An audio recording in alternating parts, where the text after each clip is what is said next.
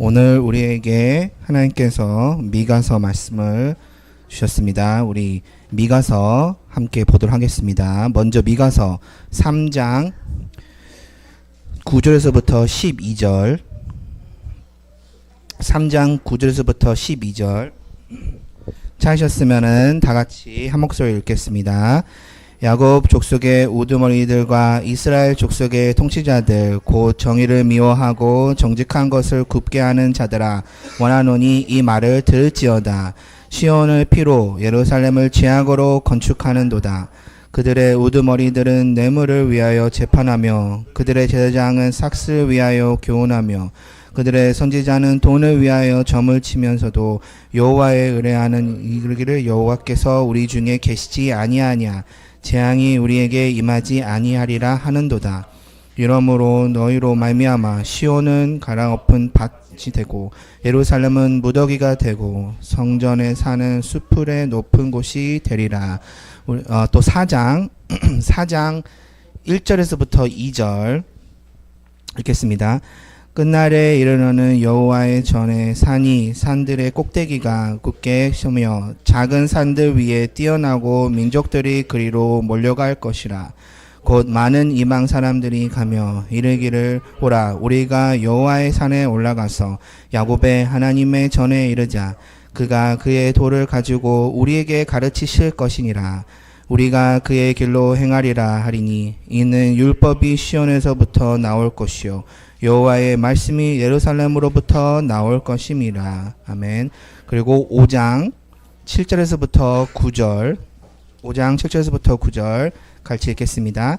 야곱의 남은 자는 많은 백성 가운데 있으리니 그들은 여호와께로부터 내리는 이슬 같고 풀 위에 내리는 단비 같아서 사람을 기다리지 아니하며 인생을 기다리지 아니할 것이며 야곱의 남은 자는 여러 나라 가운데와 많은 백성 가운데 있으리니 그들은 수풀의 짐승들 중에 사자 같고 양떼 중에 젊은 사자 같아서 만일 그가 지나간즉 밟고 찢으리니 능히 구원할 자가 없을 것이라. 내 손이 내 대적을 위에 들어서 내 모든 원수를 질면하기를 바라노라. 아멘. 마지막으로 6장 8절 보겠습니다. 사람아 주께서 선한 것이 무엇임을 내게 보이셨나니 여호와께서 내게 구하시는 것은 오직 정의를 행하며 인자를 사랑하며 겸손하게 내 하나님과 함께 행하는 것이 아니냐. 아멘. 우리가 지금 굉장히 중요한 시간표를 맞이하고 있습니다. 뭐냐면은 연말입니다. 연말이라는 시간은 우리가 한 해 인도받은 것을 이렇게 돌아보고 또 내년을 또 준비하는 또 중요한 시간입니다. 근데 이러한 중요한 시간표 속에 하나님께서 우리에게 미가서 말씀을 주셨습니다. 우리가 이번 주 받은 강단의 말씀이 하나님이 나에게 구하시는 것, 너무나 중요한 말씀입니다. 우리가 하나님께서 나에게 구하시는 것을 제대로 발견해서 그것을 갖고 한 해를 마무리하고 또 새로운 새해를 맞이해야 하는 것입니다. 이것이 없으면은 하나님이 원하시는 것이 우리에게 안 보이면은 뭐가 문제죠? 방향이 없다는 것이겠죠. 방향이 없이 어디를 간다. 그것만큼 어리석은 일이 없습니다. 미가서를 보면은 우리가 여기서 어떠한 인도를 받아야 하는지를 발견할 수가 있습니다. 우리에게 미가서가 보여주고 있는 중요한 내용이 뭐냐면은 이 한 가지 비밀입니다. 뭐냐면은 나라가 망하고 시대가 망하는 이유가 무엇에 있냐. 미가서를 보면은 정확하게 우리에게 보여주는 것이 뭐냐면은 지도자들이 제대로 서 있지 못한 시대는 망한다. 지도자들이 제대로 서 있지 못한 나라는 망한다. 지도자들이 제대로 서 있지 못한 단체는 망한다. 후대는 망할 수밖에 없다. 라는 것을 미가서가 우리에게 보여주고 있습니다. 이번 주 월요일 날 우리 목회자 세 명이 모여서 그 갈멜살 기도원을 가가지고 거기서 우리 목사님을 통해서 받은 말씀이 딱 이 주제였습니다. 우리가 지난 1년 동안 우리 교회를 돌아봤을 때 우리가 어떠한 응답을 받았지. 너무나 감사한 게 많지만 또 한편으로는 우리가 받지 못하고 놓친 응답이 무엇이지? 우리 개인의 가정 속에서, 우리 개인의 삶 속에서 하나님께서 분명 약속하신 응답이 있는데 우리가 그것을 놓친 것이 무엇이지? 근데 놓친 이유가 무엇이냐? 거기서 우리가 받은 말씀이 지도자들 때문이다. 목회자들 때문이다. 목회자들부터 먼저 하나님께 무릎을 꿇고 하나님께 은혜를 구하자. 우리 교회가 지금 선교를 위해서 모였는데 우리 교회를 통해서 진심으로 진짜 선교의 응답이 일어나고 있는 것이 보이냐? 만약 안 보인다? 목회자들부터 먼저 무릎을 꿇자. 근데 저는 여기서 그런 말씀을 드리고 싶습니다. 뭐냐면은 목회자들만이 지도자가 아닙니다. 여기 계신 모든 분들이 지도자들이에요. 모든 분들이. 목회자만이 아니라 여기에 있는 모든 사람들이 누군가를 리드해야 하는 리더들이기 때문입니다. 그렇죠? 남편들은 가정을 이끌어야 하는 가장이기도 하고 부모는 자녀를 리드해야 하는 또 그런 사명이 있고 사업을 하는 분 사장으로서 직원들 앞에서 리더로서의 모습을 보여야 하는 것이 있고 근데 중요하게는 우리는 또 믿는 크리스천들입니다. 크리스천들은 이 세상에서 불신자들과 세상 사람들 앞에 본이 되어져야 하고 리드를 해야 하는 중요한 사명을 받은 사람들입니다. 그래서 여기 있는 사람들 중에 한 명도 빠짐없이 리더이고 지도자라는 것입니다. 그렇기 때문에 오늘 미가서가 우리에게 하는 말씀이 모두에게 적용이 되어지는 것이 굉장히 중요한 것입니다. 그리고 여기서 각자가 애플리케이션, 내가 실천할 것을 찾지 못하면은 큰일 납니다. 내년을 놓고 우리가 인도받아야 하는 부분에 있어서 지금 방향을 찾지 못한다? 그러면 또 한 해가 똑같이 흘러갈 수밖에 없는 것이에요. 자, 우리가 이 교회로 인도를 받은 지 이제 1년이 돼갑니다. 근데 분명히 알아야 되는 건 뭐냐면은 이 교회는 선교하는 교회이고 선교사를 키우는 교회입니다. 이것만으로도 우리는 지도자의 부름을 받았다는 걸 알 수가 있어요. 왜냐? 선교사, 미셔너리라고 하는 그 소명, 그 사명감을 받은 사람들에게는 어떤 단어가 따라가는지 혹시 아시나요? 개척자, 파이어니어라고 하는 그것이 따라가는 것이에요. 개척자는 어떤 사람이죠?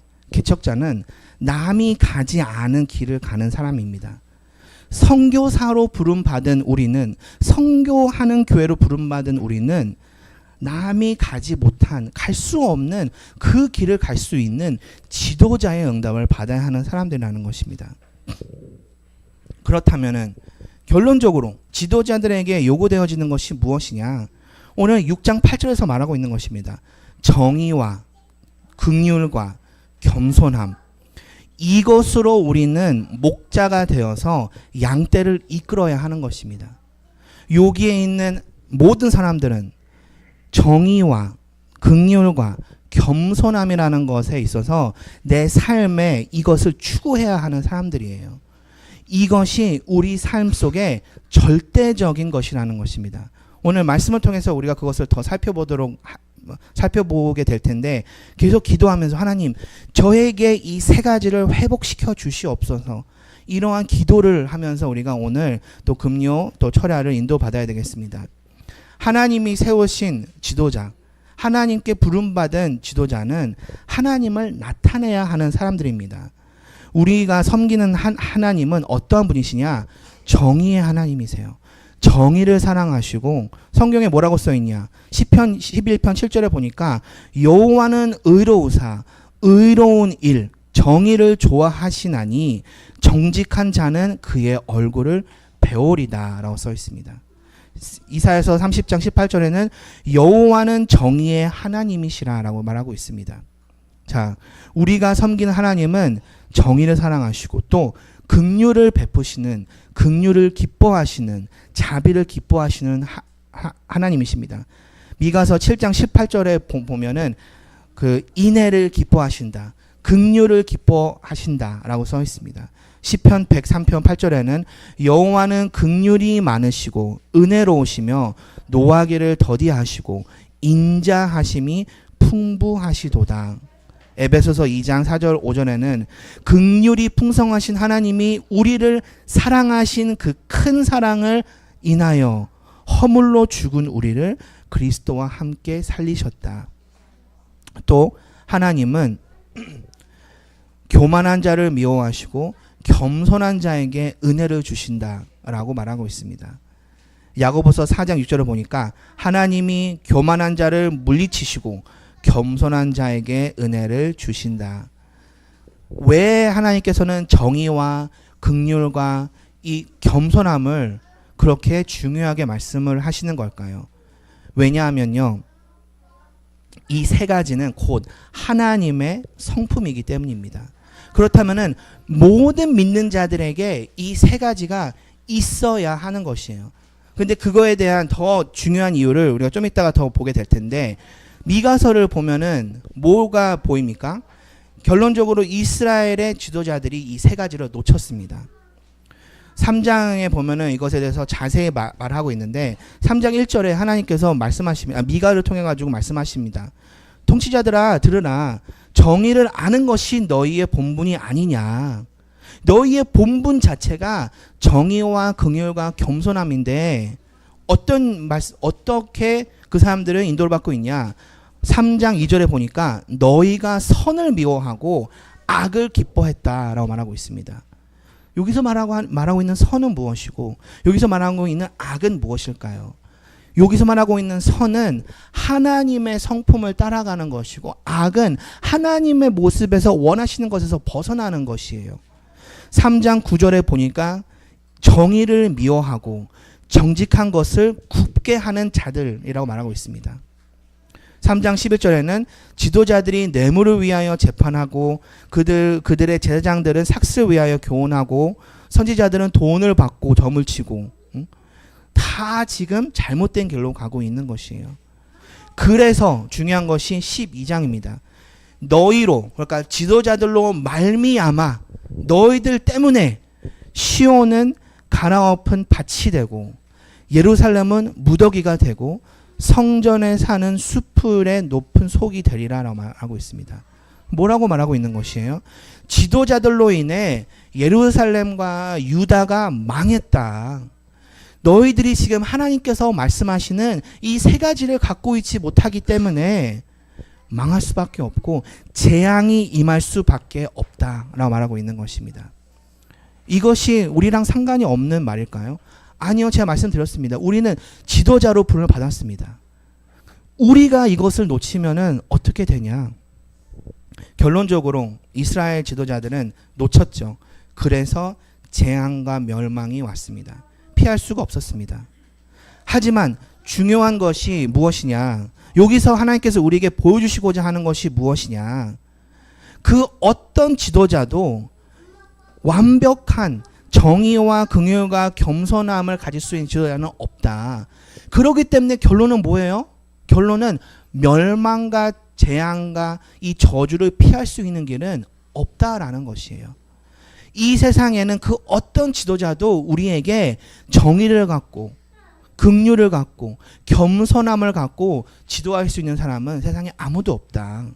그래서 우리에게 하나님께서 완벽하게 정의와 긍휼과 겸손함을 갖고 계신 분을 보내셔야 했던 것이에요. 그래서 미가서 5장 2절에 말하고 있는 것입니다. 뭐라고 말씀하시죠? 베들레헴은 어떤 곳이죠? 베들레헴은요, 영어로 베들레헴을 말할 때 humble town of Bethlehem이라고 말을 해요. humble이 뭐예요? 겸손한.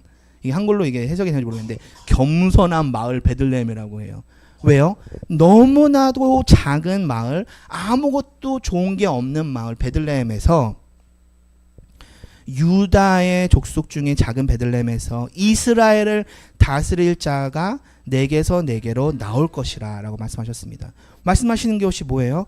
너희들 사이에 너희들 중에는 진짜 이 정의와 긍휼과 겸손함을 가질 수 있는 지도자가 있을 수가 없기 때문에 내가 너희들에게 보내겠다. 내가 너희들에게 보내겠는데 이분은 부족한 지도자가 아니고 목자인데 참된 목자고 선한 목자다. 요한복음 10장 11절에 말하고 있습니다. 예수님께서 말씀하셨습니다. 나는 선한 목자라. 선한 목자는 양들을 위하여 목숨을 버리신다라고 말씀하십니다. 그분은 선한 목자고 참된 목자고 완벽한 목자이십니다. 미가서 5장 4절에 뭐라고 말씀하십니까? 그가 여호와의 능력과 그의 하나님 여호와의 이름의 위엄을 의지하고 서서 목축한다, shepherding을 한다, 목자로서 일을 한다. 이게 뭘 말하는 것일까요? 그리스도의 일을 하신다라는 것입니다. 베들레헴에서 오실 그분이 곧 그리스도의 일을 하실 그분이다. 예수님께서 오셔서 그리스도의 일을 하실 것이다. 그분은 정의와 긍휼과 겸손함이 완벽하게 있으신 분이다. 정의는 무엇이에요?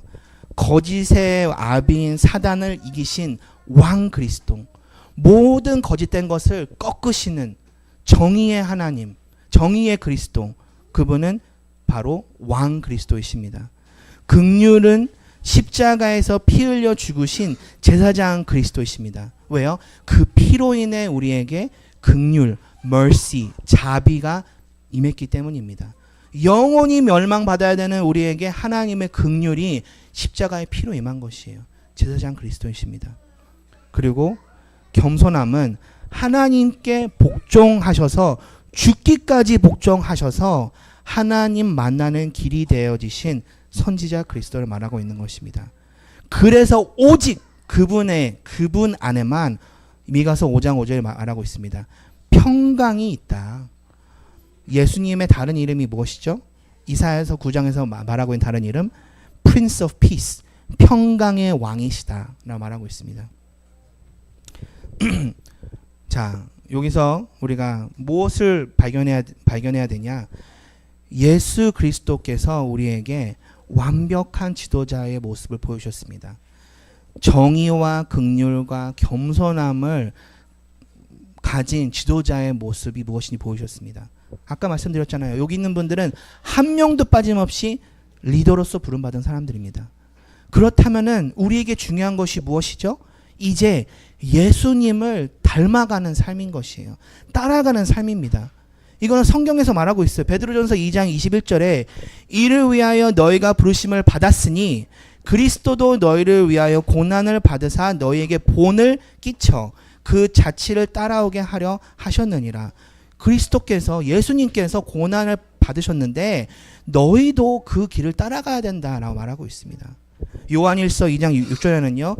그의 안에 산다고 하는 자는 그가 행하신 대로 자기도 행할지니라 말하고 있습니다. 너희들이 그리스도를 따라가야 된다. 따라해야 된다. 그가 가신 그 길을 너희들이 걸어가야 된다. 우리의 삶의 중요한 목적입니다.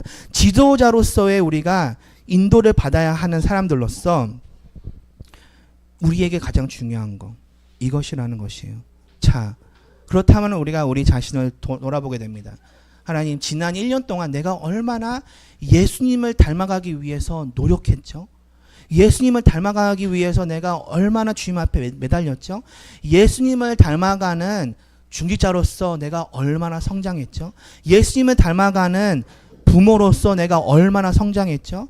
예수님을 닮아가는 자녀로서, 예수님을 닮아가는 사장으로서 내가 얼마나 성장했죠?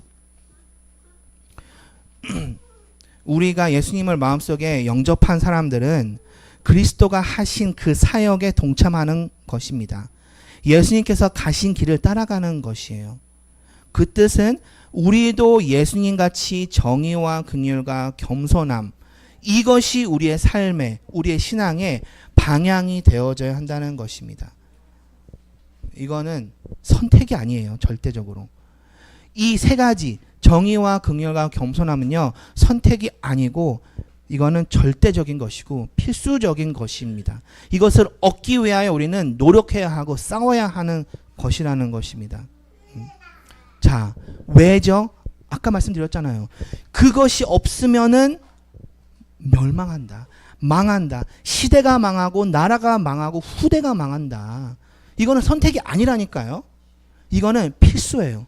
여기 있는 부모들은 이걸 더 생각해야 됩니다. 하나님, 내가 내 가정과 내 자녀를 위해서 내 삶 속에 그리스도가 보이신 정의와 긍휼과 겸손함을 나에게 허락하여 주시옵소서. 정의와 긍휼과 겸손함을 위해 싸운다. 이거는 무엇이죠? 우리 중심, 나 중심으로 모든 것을 보게 하는 흑암과 싸워야 되는 것입니다. 세상에 흑암이 역사하고 있는데 흑암은 무엇을 우리에게 말하고 있죠? 네가 원하는 거 하면 돼. 네가 좋아하는 거 하면 돼. 너의 감정에 충실해야 돼. 네가 너의 감정과 너의 마음, 너의 모든 것을 사랑해야 돼. 세상은 내가 내 자신을 self-love를 해야 된다고 말하고 있습니다. 근데 성경은 우리에게 뭐라고 있어요? 아니다. 네 자신을 부인해야 된다 라고 말하고 있습니다. 사단은 우리에게 말하고 있는 것이 너의 중심으로 보고 있는 모든 것, 그것이 좋은 거다. 그런데 아니에요. 흑암이 그렇게 말하는 거다. 우리는 하나님의 율법과 그 기준에 맞게 내 삶을 도전시키는 것이에요. 헌신하는 것이에요. 이것이 우리가 정의와 긍휼과 겸손함을 위해 싸운다는 것입니다. 이렇게 하지 않으면 참된 신앙인이 절대 될 수가 없고 종교인으로 끝날 수밖에 없어요. 근데 여러분 아시죠? 예수님께서 제일 싫어하신 것이 무엇이에요? 종교인입니다. 예수님께서 가장 많이 혼낸 사람들이 누굽니까? 바리새인이었습니다. 마가복음 23장 23절에 예수님께서 서기관들과 바리새인들에게 화를 내시는 장면이 나와요. 뭐라고 말씀하십니까? 너희들에게 화가 있을지어다. 왜냐? 너희들이 11조도 드리고 다 하고 있는데 율법에 더 중요한 정의와 긍휼과 믿음은 버렸도다 라고 말씀하십니다. 종교인의 모습인 것이에요. 이것이 없으면 어떤 일이 일어나냐? 미가서에서 우리에게 말하고 있습니다. 이스라엘의 지도자들이 이 세 가지를 버렸을 때에 하나님께서 뭐라고 말씀하시죠? 3장 4절에 우리가 부르짖을지라도 응답하지 아니하시고 얼굴을 가리시리라 라고 말씀하십니다. 이것보다 무서운 게 있을까요? 우리가 기도하는데 우리를 듣지 않으신대요. 듣지 않는 것만이 아니라 얼굴을 가리시겠다라고 말씀하십니다. 지금 우리 자신에게 물어봐야 되겠습니다. 예수님이 가신 그 길을 따라가고 있습니까? 아니면 종교인의 삶을 살고 있습니까? 지난 1년 동안 우리가 종교인의 삶을 살았습니까? 아니면은 예수님과 닮아가고 예수님을 따라가는 삶을 살았습니까? 자, 근데 미가서는 또 소망의 책입니다. 이것이 없으면 좀 아까 우리가 본 대로 하나님께서 우리의 기도도 안 들으시고 돌아서시겠다라고 하셨는데 반대로 우리의 삶에 이 정의와 긍휼과 겸손함이 회복되어지면 바로 그 다음 장에 뭐라고 말씀하시냐? 각 사람이 자기 포도나무 아래 자기 무화과 나무 아래 앉을 것이라. 그들을 두렵게 할 자가 없으리니 이는 만군의 여호와의 입이 이같이 말씀하셨습니다 라고 말씀하십니다. 반대로 이것이 없으면 내가 너희들의 기도도 안 듣고 너희들에게 돌아서서 너희와 너희 후대와 너희 나라와 민족이 망하게 될 것인데 근데 너희들이 조금만 나에게 와라. 그리하면은 뭘 약속하시죠? 부족함이 없게 하겠다. 두려울 것이 없게 하겠다라고 말씀하십니다. 우리가 빨리 깨달아야 되겠습니다. 지난 1년 동안 우리가 빨리 회개할 거 회개하고 내년에 우리가 어떠한 자세와 응답을 놓고 지금 기도로서 준비해야 하지? 자, 중요한 것이 우리가 그냥 형통하기 위해서 이 정의와 긍휼과 이것을 겸손함을 잡는 것이 아니에요. 더 중요한 이유가 있습니다. 이것 때문에 우리가 여기 모인 것이에요. 이것 때문에 우리가 지난 1년 동안 이 교회 중심으로 우리가 인도를 받은 것입니다. 그것이 뭐냐? 정의와 긍휼과 겸손함이 지도자를 통해서 회복이 될 때에 4장 1절 끝날에 이르러는 여호와의 전에 산들의 꼭대기에 굳게 서며 작은 산들 위에 뛰어나고 민족들이 그리로 몰릴 것이라 라고 말씀하십니다. 회복이 되어지면은, 지도자들에게 이것이 회복이 되어지면은 하나님께서 말씀하십니다. 뭐요? 여호와의 산에 민족들이 몰릴 것이다. 더 나가서 2절에 많은 이방 사람들이 가며 이르기를 오라, 우리가 여호와의 산에 올라가서 야곱의 하나님의 전에 이르자. 그가 그의 도를 가지고 우리에게 가르치실 것이니라. 우리가 그의 길로 행하리라 하리니 이는 율법이 시온에서부터 나올 것이요 여호와의 말씀이 예루살렘으로부터 나올 것임이라 라고 말씀하십니다. 여기서 우리가 보는 것이 무엇이에요? 참된 선교의 응답이 이때 시작되어지는 것이에요. 하나님의 가장 큰 소원이 무엇이에요? 하나님은 모든 사람이 구원을 받으며 진리를 아는 데 이르기를 원하신다. 근데 그 응답이, 선교의 응답이 이때 시작되어지는 것이고 이때 임하는 것입니다. 여러분, 우리가 여기 무엇 때문에 모여 있는 것이죠? 우리가 지난 1년 동안 왜 이 교회로 인도를 받았습니까? 우리가 내년에는 어떠한 방향을 위해서 더 열심히 달려가야 되는 것인가요? 다른 것이 아니에요. 선교 때문에 우리가 이곳에 모인 것입니다. 근데 지금 미가서가 우리에게 분명 말하고 있어요. 이 선교의 응답이 언제 오냐? 너희들의 삶 속에 이 세 가지가 회복이 되어질 때, 그리스도의 이 역사가 너희들의 삶 속에 진짜로 회복이 되어질 때 시작이 되어지는 것이다 라고 말하고 있습니다. 그러면서 5장 4절에는 뭐라고 말씀해 주시냐, 그 뒷부분에 그들이 거주할 것이라 이제 그가 창대하여 땅끝까지 미치리라. 여기 보면은 뭐라고 말하고 있는 거냐면은 하나님의 백성이 안전하게 거주할 것이고 예수님의 위대함이 땅끝까지 알려지리라 라고 말하고 있는 것입니다. 그러면서 5장 7절에서부터 9절 우리가 오늘 읽었죠.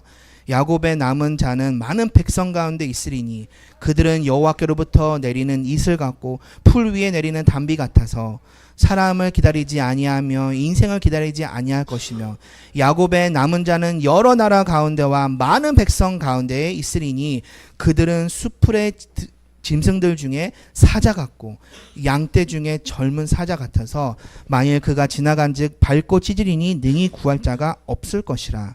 내 손이 내 대적들 위에 들려서 내 모든 원수들을 진멸하기를 바라노라. 여기서 이거는 축복의 말씀입니다. 축복의 말씀을 하고 있는 것이에요. 많은 백성 가운데 있으리니, 여러 나라 가운데와 많은 백성 가운데 있으리니 사자 같을 거다. 너희들이 가는 곳마다 너희들은 완전한 승리와 완전한 정복을 맛보게 될 것이다. 세계의 선교의 축복을 말하고 계신 것입니다. 언제요? 지도자들이, 부름받은 자들이 개인의 삶 속에서 정의와 긍휼과 겸손, 이 믿음을 회복할 때입니다. 여러분, 이 말씀을 그냥 한 귀로 듣고 한 귀로 이렇게 흘려보내시면 안 돼요. 우리가 우리 자신을 진짜로 돌아봐야 할 때입니다. 중요한 것이 무엇이냐?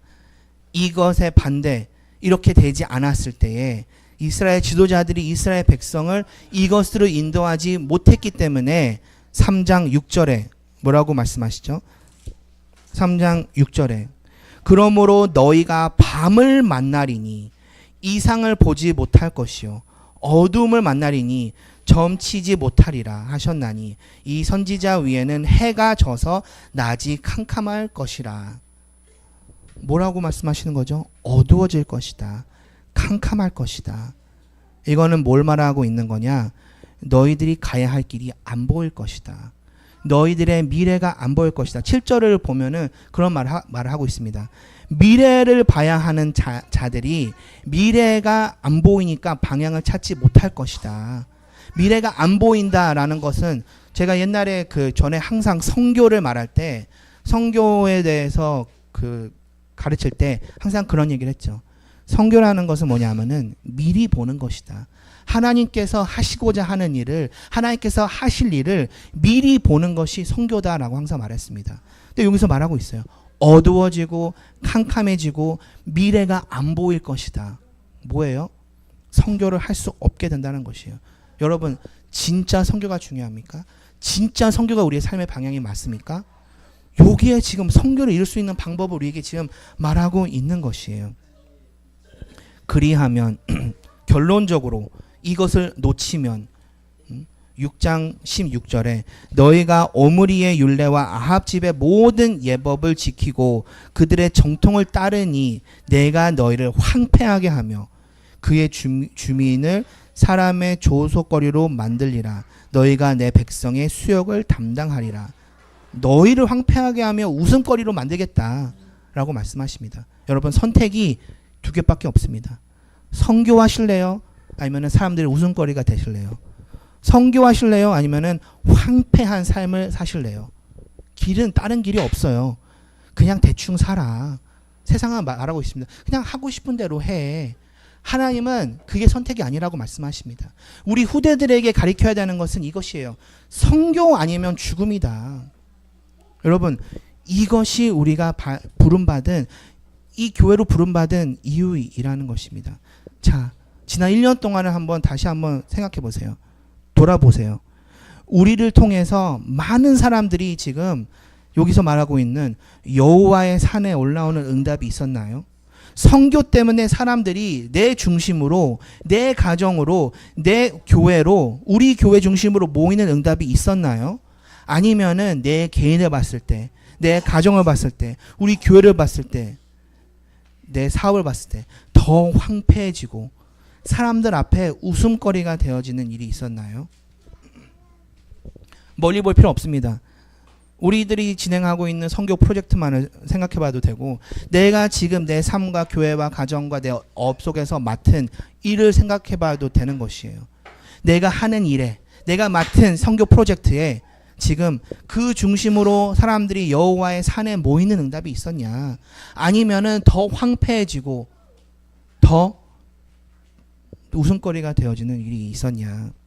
여러분, 잘 생각해 보시기 바랍니다. 빨리 깨닫고 하나님께서 나에게 구하시는 것이 무엇인지 발견해야 되는 것이에요. 내년을 위한 중요한 방향을 우리가 발견하고 우리의 기도 제목을 발견하고 인도를 받아야 하는 것입니다. 선교 때문에 우리가 모인 게 아니에요? 맞습니다. 그렇다면은 빨리 방향을 잡으시기 바랍니다. 예수님을 닮아가는 인생, 성경 속으로 돌아가는 인생, 기도 속으로 돌아가는 인생. 우리가 지금 정의와 긍휼과 겸손을 우리 삶 속에 어떻게 나타내고 있죠? 어떻게 그것을 우리가 추구하고 있죠? 우리가 하나님께 기도를 해야 되겠습니다. 하나님, 정의를 행하게 하소서. 그리스도의 권세로 흑암이 무너지며 하나님의 법과 기준에 맞는 삶이 회복되게 하옵소서. 이것이 우리의 첫 기도 제목이 되어야 되겠습니다. 내년을 놓고 우리가 빨리 이 기도 제목 붙잡아야 되겠습니다. 하나님, 우리가 정의를 행하게 하옵소서. 내 업을 통해서, 내 가정을 통해서, 내 삶을 통해서 하나님, 흑암이 무너지며 하나님의 법, 하나님의 그 기준, 그 수준에 맞는 나의 삶이, 나의 업이 회복되어지게 하여 주옵소서. 두 번째, 예수님의 사랑으로 긍휼을 사랑하고 자비를 베풀며 영혼과 미전도 종족을 향한 안타까운 마음, 기도가 시작되어지게 하여 주시옵소서. 내 삶 속에 하나님께서 주신 예수님의 그 사랑으로 말미암아 내가 그 사랑을 베푸는, 그 자비를 베푸는, 그 긍휼을 베푸는 선교를 위한 기도가 내 삶 속에, 내 업 속에 시작되어지게 하여 주시옵소서. 마지막으로는 나의 교만함이 무너지고 겸손하게 하나님과 동행하는 삶, 이것이 나에게 도전되어지게 하여 주옵소서. 내 교만함이 무엇입니까? 생각해 보세요. 지난 1년 동안 우리가 말씀에 의지해서 살았습니까? 지난 1년 동안 우리가 기도를 하면서 살았습니까?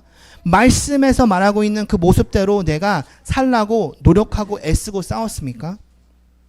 겸손함이라는 것이 무엇일까요? 교만함이라는 것이 무엇일까요? 교만함은 우상숭배입니다.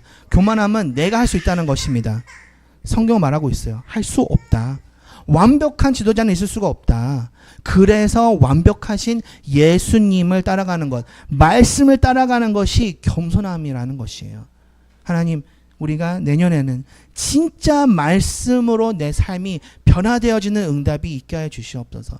말씀에 합당한 삶으로 내가 노력하고 도전하는 삶이 되어지게 하여 주시옵소서. 한 달 남았습니다. 한 달 반 남았습니다. 구체적인 결단, 응답을 우리가 준비를 해야 되겠습니다. 기도 제목을 붙잡고 하나님께 매달려야 되겠습니다. 여러분, 내일 모레는 추수감사주일입니다. 추수감사주일은 무엇이에요? 우리가 지난 1년 동안 하나님께서 어떤 응답을 주셨는지 그 감사함을 갖고 하나님 앞에 오는 날이에요. 여러분, 얼마나 하시겠습니까? 얼마나? 저희가 이번 주에 이렇게 어디 갔다 오는데 우리 부모님께서 대화하는 내용을 들었어요. 이번 추수감사주일날 우리가 얼마를 해야 하는지를 막 서로 말씀하시는 거예요. 그래서 우리 부부도 바로 집에 가가지고 그날 저녁에 우리 이만큼 하자. 너무 많은가? 아니야, 이만큼 하자. 마음이 조금 흔들렸지만 끝에 와가지고 하자. 예. 뭔가 하나님 앞에서 우리가 감사할 일이 얼마나 많습니까? 지금 우리가 이 말씀만 봐도 성교 아니면 멸망인데 하나님께서 성교할 수 있는 그 길을 우리에게 보여주셨습니다. 그것만으로도 너무나 감사한 게 아닙니까? 그러한 삶에 어떠한 그 삶을 살 수 있는지를 우리가 보여주고 계십니다. 여러분, 감사해야 되겠습니다. 그리고 내년을 위해서 더 준비해야 되겠습니다. 함께 기도하시겠습니다. 하나님 아버지, 감사합니다. 미가서를 통해서 하나님, 우리가 하나님께서 우리에게 구하시는 것이 무엇인지 하나님 아버지 보여주셔서 너무 감사합니다. 하나님, 예수님께서 걸어가신 길이 무엇인지 우리에게 보여주셔서 너무 감사합니다. 하나님 아버지, 이제 우리가 기도하는 것은 우리가 예수님이 걸어가신 그 길을 걸어갈 수 있도록 하나님께서 우리에게 은혜를 더하여 주시옵소서. 하나님 아버지, 우리 후대들이 그 길을 걸어갈 수 있도록 우리에게 하나님 아버지 그 은혜가 있게 하여 주시옵소서. 하나님, 우리에게 정의를 행할 수 있는 은혜를 허락하여 주시고 하나님, 긍휼과 자비를 우리가 베풀 수 있는 은혜, 기도가 시작되어지게 하여 주시고 나의 교만함을 내려놓고 겸손하게 말씀에 의지한 삶을 살기 위해 은혜가 나에게 임하게 하여 주시옵소서. 하나님 아버지, 감사합니다. 예수님의 이름으로 기도했습니다.